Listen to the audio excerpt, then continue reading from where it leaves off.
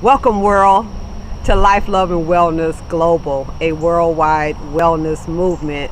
I am Reverend Sandy Rogers, and as the creator of this historic event, it is my pleasure to welcome you. We come together to bring you this historic event. We have practitioners, holistic practitioners. We have medical doctors, we have spiritual individuals. This event is so lovingly dedicated to my mother, Mrs. Barbara Dean Brown. And my mother taught me like 40 plus years ago about the importance and the meaning behind herbs. And she would always say, we don't know what they putting in those pills, so you better not, get hooked on prescription drugs. And so we listened to Mom, but not all of us paid attention. My sister, bless her heart, was diagnosed recently thereafter with asthma, and she was prescribed prednisone, which is a very powerful steroid. And my sister actually got hooked on steroids, like someone out on the street kind of hooked, like on heroin or crack or something like that. And so my mom and my sister are both on the other side, living in the other dimension, but they're upholding me, and this is dedicated to their memory. So we don't want to come and make you change your mind about what you're doing. We just want to provide information to you, something different, so that you have options to choose from, so that you're not stuck. Because the environment that we now live in, the fast foods, the toxins in the air that we breathe and in the water that we drink, and the processed foods, and all of that is causing havoc on this precious body temple. So God created our bodies to heal themselves, but they can only heal themselves when they're fed and they're nourished and they're stress-free. And so the 60 or so or more experts that we have are bringing you this worldwide wellness movement in an attempt to share their testimonies and their information with you. So we have from age 14 on up. I don't even know what the oldest age is. I think 88 or something. So you see, that's a wide range of knowledge that we're bringing you. And so we hope that you come and that you get all the knowledge that you need to affect a positive change on your life, and share this with others. It's free, it's online, and so we're just so thankful that you decided to be a part of our listening community, the viewing community, and we certainly appreciate you for giving us your time of day and your energy and your efforts to being with us and to being a part of this historic event. We have pulled together people of color for you, by you, right? So we want to make sure that you understand that we too, melanated people with color, can enjoy, practice, and participate in some of these modalities that others have been doing for centuries, and that is pretty new to our community. So we talk about Qigong, we talk about meditation, yoga, spiritual work from a different perspective than religion. So we talk about the spirituality aspect. We talk about abuse in the families. We talk about all kinds of subjects because we know that in our communities there are layers and layers and layers and layers of stuff that we never talk about that's causing a negative effect on our bodies and its healing process. So we address it, whatever it is, and we hope that you will benefit from the many experts that we have, and that you walk away with lots of knowledge and lots of new information, and that you become fully empowered to share information with others. So thank you for being with us. We love you and we bless you, and we look forward to doing this again. But thanks for being here with the first one. We appreciate you. Life, love, and wellness. Life, love, and wellness.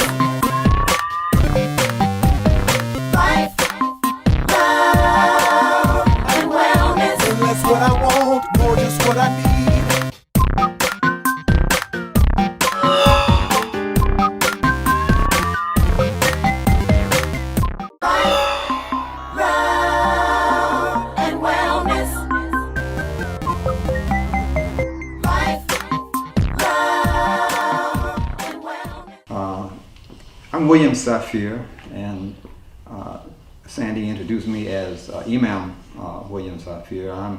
I've been blessed for years to have a deep concern on elevating the quality of life among human beings in general, but in particular on family life, because that's where the quality of life for us is formed.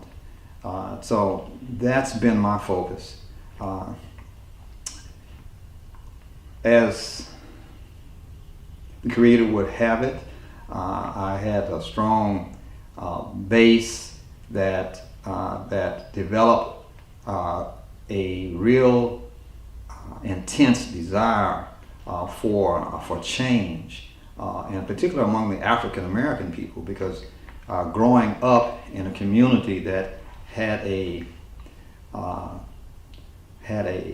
reputation, I guess, the best description, or had a perception of itself that was pretty much given not only by people who lived there in terms of how they looked at themselves, but how they were influenced by media, by society at large, by the institutional racism that was apparent back when I was a child, back in the 50s and the 60s.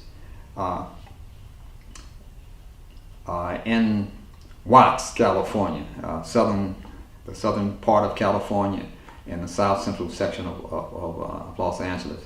That environment gave me this intense desire to see change, to see the quality of life elevated, and that has followed me from the early 60s when I was 12, 13 years old, all the way up till today.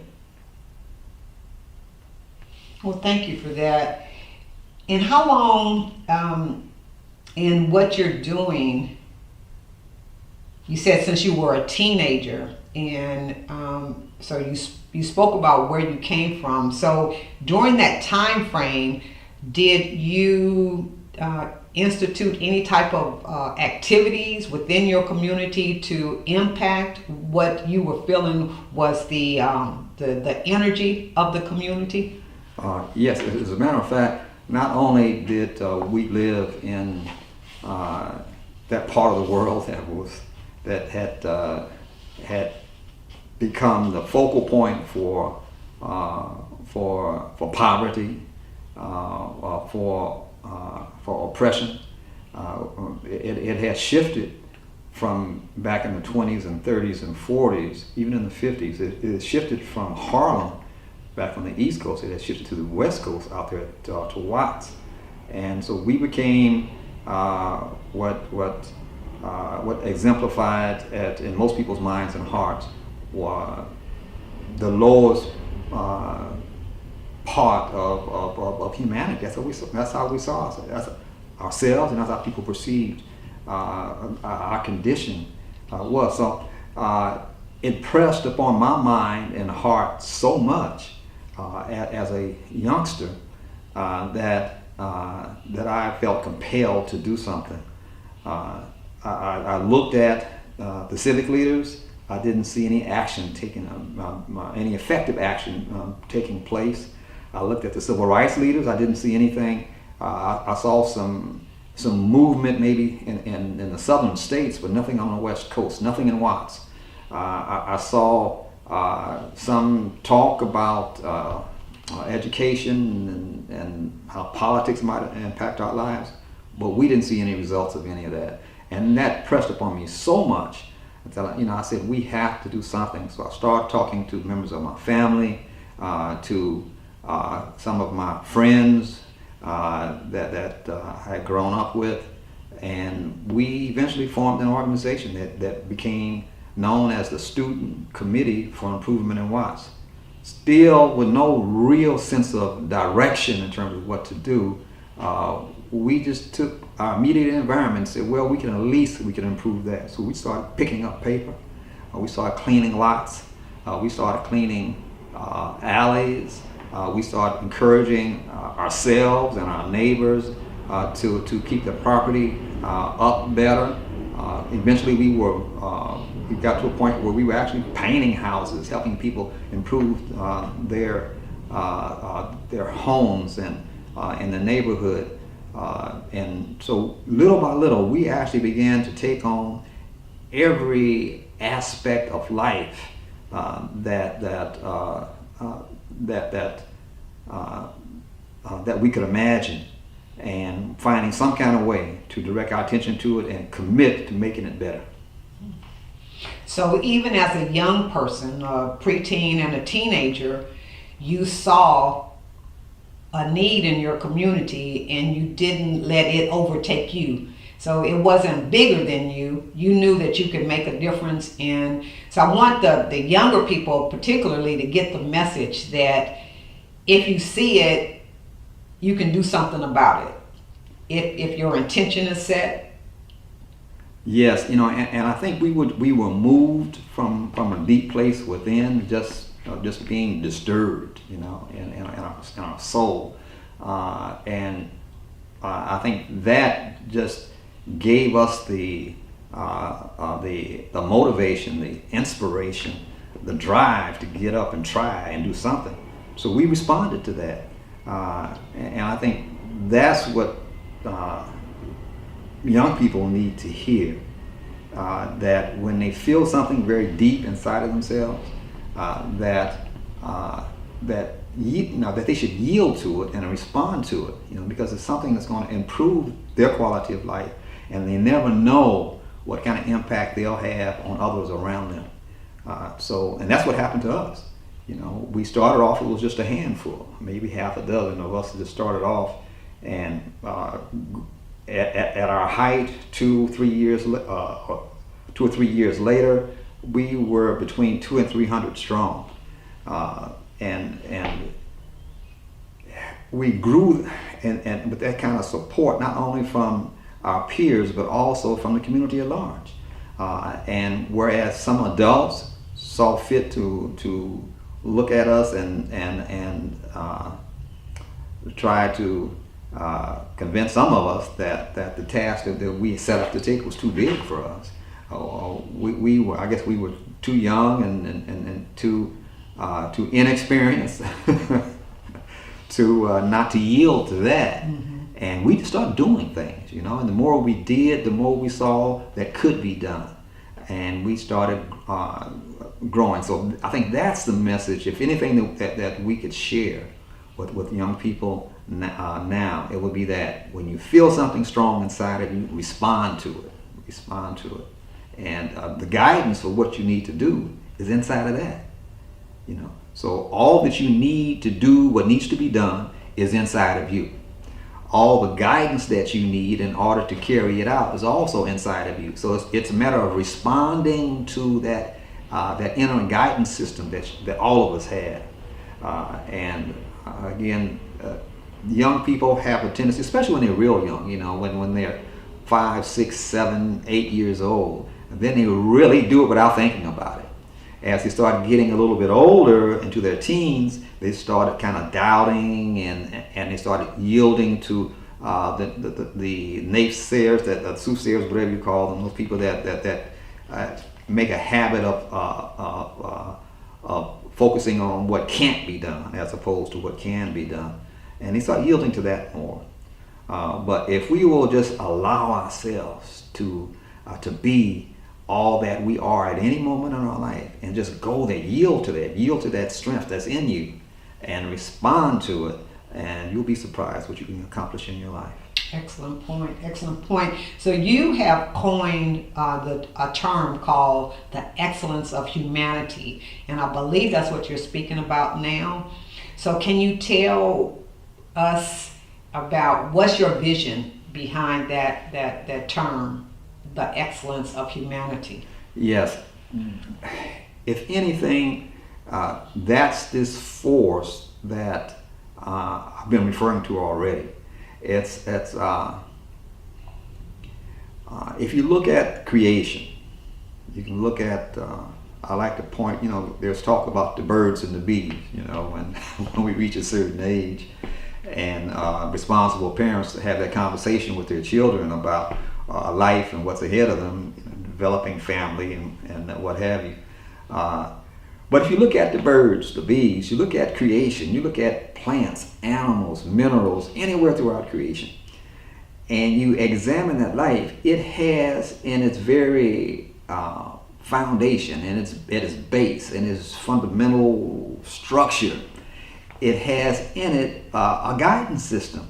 It has a nature that defines what it is or what it was designed to do, and that's what I'm referring to when I talk about human excellence. It's what we are as creatures. We have demonstrated, by we I mean humanity, human beings.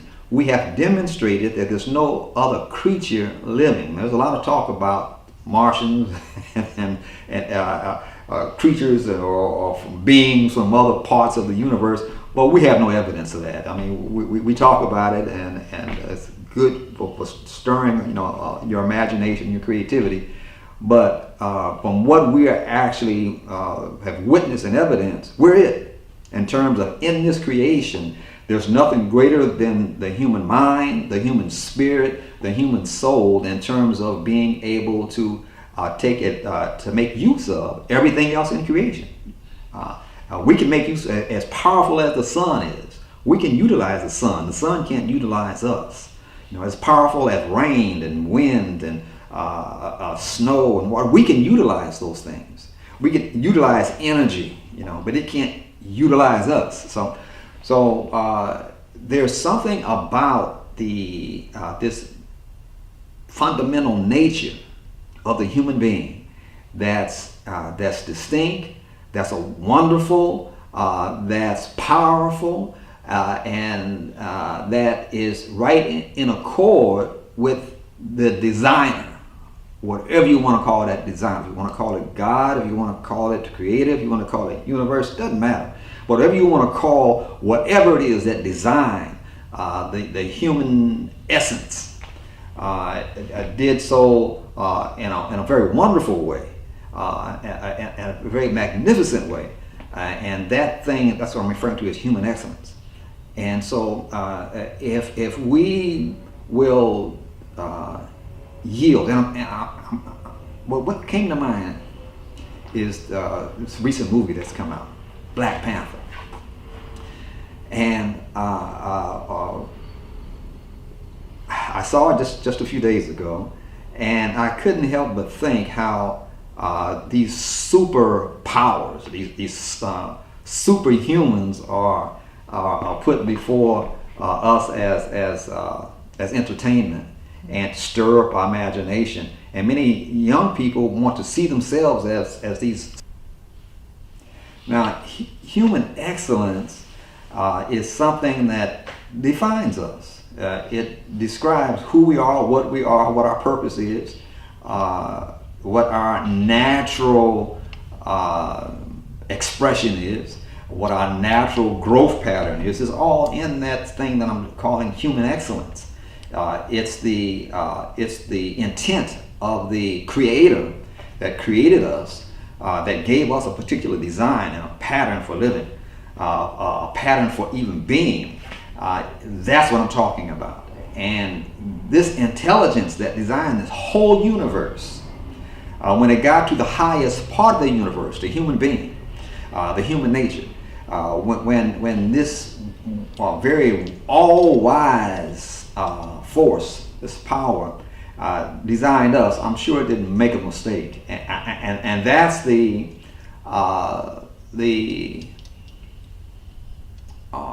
false notion that's been perpetuated from the beginning of time, that somehow this all-wise creator made a mistake when the creator got to create this human being and created something that could not follow its own excellent nature. And I don't buy that. The whole notion of us being born in sin, which means that we are born to go against our nature. To me, something's wrong with that concept. And so that's why I always like to go back. Now, if I can control you and let you think that there's something wrong with you, that you are a mistake, that you are a mishap, that I design you to be one thing, but you're anything and everything but that. And so you're just a disappointment to me. I'm your creator, but you're a disappointment to me. If I can get you to buy that, then you will never be able to rise to your true potential. But I'm doing it. I'm becoming richer and richer and richer, and you're being stuck becoming poor and poor and poor because you're not in touch with this thing I'm calling human excellence. So that's so important for us to be able to identify that, to be able to yield to that, to be able to honor that, to be able to build on that. We have an obligation to, and I think our own soul obligates us to acknowledge the best that's in us. And no matter what anybody else says, that we should honor and trust the best that's in us. And as we show this trust, another word for trust is faith now. So not only do we have this trust and faith in the Creator who created us, but in ourselves. And if we show this trust for what's in us, if we trust it, then it will open itself to us, and it will reveal itself to us, and it will serve as guidance for us from within ourselves. So we don't have to go to somebody else, be it Hollywood, what we've known as the world. It'll be thinking outside of the box. Outside of the box because we're not conditioned to trust ourselves. We're conditioned to only trust what somebody else is, the expert over there. That doesn't look like us most of the time. That doesn't think like us most of the time. To trust that, not yourself. But the way we were able to get some traction back in Watts in the early 60s, with the Student Committee for Improvement in Watts, a bunch of kids was able to make some serious moves. And in the most neglected part of the world, Watts, California, we were able to not only begin to, and within a matter of months and a few years, not only were we beginning to turn the tide in terms of us acknowledging and respecting ourselves and our own self-worth, we're beginning to stir even some of the adult members of our community, the residents, the political leaders, the religious leaders. They have to think another time about the possibilities coming up out of this neglected part of the world. Why? Because we, without knowing, we were guided to begin to trust ourselves, our own intuition, our own inclination, our own human excellence. And as we began to respond to that, we were able to get support and start moving in a direction that was coming up on our own intellect, our own imagination, our own drive. And that's success.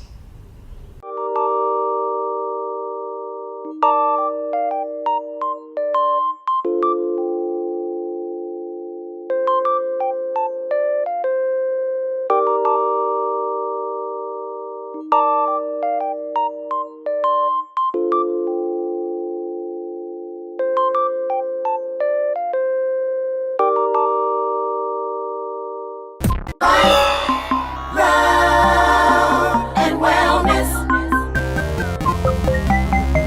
Life, love and wellness.